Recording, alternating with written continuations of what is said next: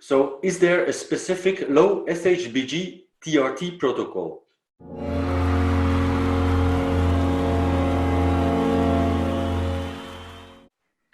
Yeah, so when SHBG is crushed, the first thing we need to address is we have to figure out why. Just like with the high SHBG, before you go and try to affect change to any biochemical markers in your body, you want to first assess why, because you really have one opportunity before you intervene to figure out what's going on. So oftentimes we'll find this to be an anabolic steroid use related component where guys are running periods or cycles of androgens, and this will have a pretty large crushing effect on SHBG levels, specifically if they're using oral synthetics.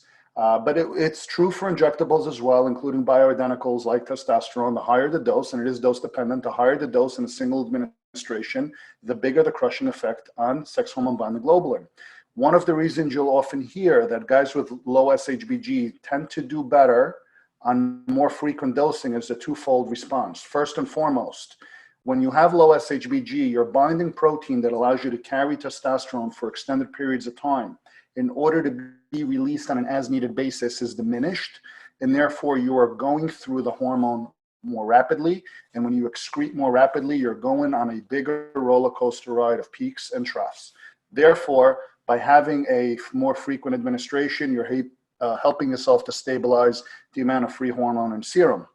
Secondly, the crushing effect in and of itself of larger anabolic doses on SHBG are therefore going to be diminished, because when you take your weekly protocol dose and instead of administering it as 1 or even as 2, by doing it 3 or more times per week, you're now taking smaller doses per administration, therefore having less of a significant effect on the lowering of SHBG. It does not directly elevate SHBG, but it does allow other markers which may normally want to elevate SHBG to work more effectively by inhibiting the further crushing effect of the androgenic compound.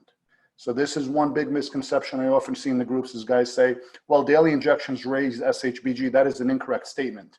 Daily injections help to inhibit SHBG less than larger dose, less frequent injections. So there's a big difference between alleviating inhibition and actually agonizing a response. So very often confused, and hopefully this will clear it up for some of the guys who feel that way.